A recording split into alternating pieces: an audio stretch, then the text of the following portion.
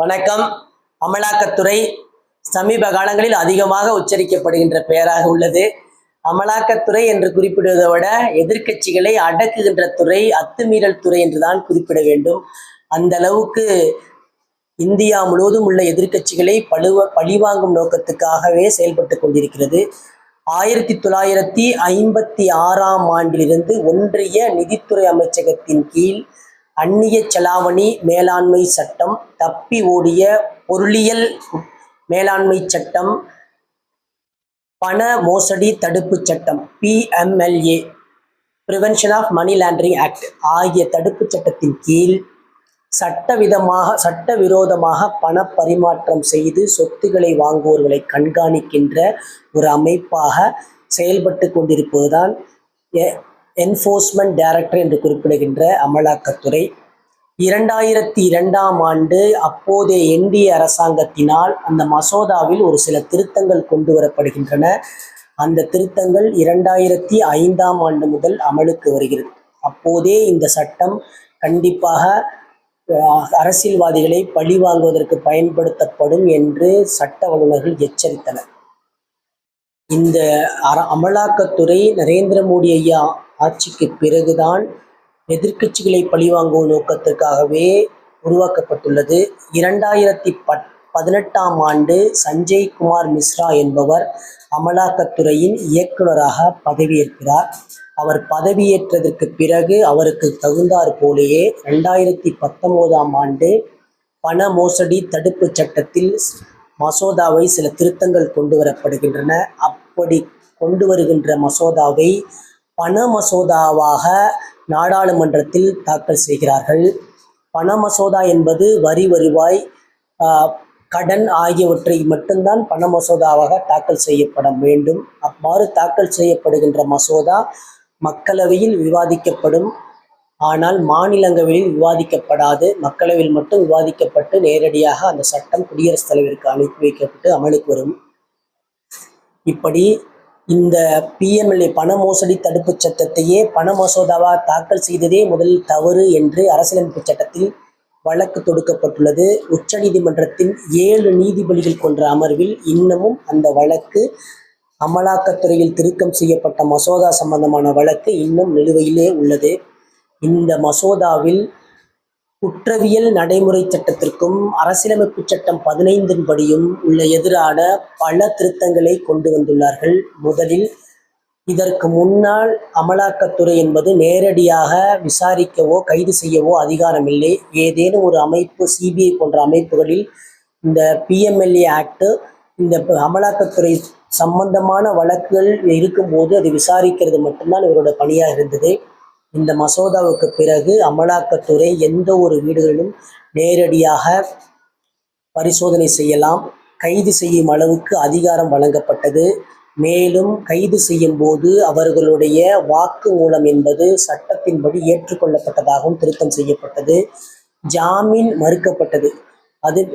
மறுக்கப்பட்டது ஆகிய பல திருத்தங்களை கொண்டு வந்து இந்த மசோதாவில் திருத்தங்களை கொண்டு வந்து எதிர்க்கட்சிகளை பழிவாங்கும் நோக்கத்துக்காக இது கொண்டு வரப்பட்டுள்ளது. CRPS என்று கிரிமினல் ப்ரொசீஜரல் கோட் என்று குறிப்பிடுகிறார்கள். குற்றவியல் நடைமுறை சட்டம், குற்றவியல் நடைமுறை சட்டத்தின் படியும் மீறப்பட்டுள்ளது. அதே மாதிரி அரசியலமைப்பு சட்டம் 21 படியும் மீறப்பட்டுள்ளது. அரசியலமைப்பு சட்டம் 21 என்பது ஒரு மனிதன் வாழ்வதற்கும் அவர்களுக்கு அளிக்கப்பட்டுள்ள சுதந்திரத்தை மையப்படுத்தியுள்ளது. இந்த இரண்டுமே இந்த அமலாக்கத்துறை சார்பாக தாக்கல் செய்யப்பட்ட மசோதாவில் திருத்தமாக ஏற்றுக்கொள்ளப்பட்டுள்ளது. இது ரெண்டுமே அதற்கு எதிராக அமைந்துள்ளது. Fail is rule, jail is exemption என்று குறிப்பிடுவது அதுதான் CRPSன் அடிப்படை அமைப்பாகவே உள்ளது. ஒரு வழக்கில் குற்றம் சாட்டப்பட்ட பிறகு அந்த வழக்கில் குற்றப்பத்திரிகை என்பது 30லிருந்து 90 நாட்களுக்குள் தாக்கல் செய்யப்பட வேண்டும். அவ்வாறு தாக்கல் செய்யப்படவில்லை என்றால் அதற்கு தகுந்த காரணங்களை நீதிமன்றத்தில் தெரிவிக்க வேண்டும். அப்படி 90 நாட்களுக்கு பிறகு கண்டிப்பாக மிக கொடிய தேசிய பாதுகாப்பட்டதை தவிர மற்ற சட்டங்களிலெல்லாம் கண்டிப்பாக அவருக்கு ஜாமீன் வழங்கப்பட வேண்டும் என்பதுதான் குற்றவியல் நடைமுறை சட்டத்தின் அடிப்படை சாராம்சம். அது அரசியலமைப்பு சட்டத்தின் 21க்கும் அடங்கி வரும். ஒரு மனிதனின் வாழ்க்கையும் சுதந்திரத்தையும் பறிக்கக்கூடாது. You cannot never away a person's life and liberty என்று குறிப்பிடுவார்கள். இந்த இரண்டுமையே இந்த இந்த பிஎம்எல்ஏ அந்த அமலாக்கத்துறை திருத்த மசோதாவில் மீறப்பட்டுள்ளது. இதை தான் உச்சநீதிமன்றமும் சுட்டிக்காட்டியுள்ளது, பல வழக்குகளில் சுட்டிக்காட்டியுள்ளது. எந்த ஒரு சட்டமும் குற்றவியல் நடைமுறை சட்டத்தையோ அரசியலமைப்பு சட்டம் 21ஐயோ மீறாத அளவிற்கு இருக்க வேண்டும் என்பது பல உச்சநீதிமன்ற தீர்ப்புகளிலேயே தெளிவாக விவரிக்கப்பட்டுள்ளது. எனவே இந்த சட்டம் நீண்ட நாட்களுக்கு நிலைத்திருக்க வாய்ப்பில்லை. ஏனென்றால் குற்றவியல் நடைமுறை சட்டத்தையும் அரசியலமைப்பு சட்டம் 21ஐயும் மீறுவதாக உள்ளது. கடந்த 10 ஆண்டுகளில் மட்டும் ஏறத்தாழ 5300 வழக்குகளை பதிவு செய்துள்ளார்கள். ஆனால் வெறும் 40 வழக்குகளில் மட்டும்தான் தண்டனை பெற்றுக் கொடுத்துள்ளார்கள்.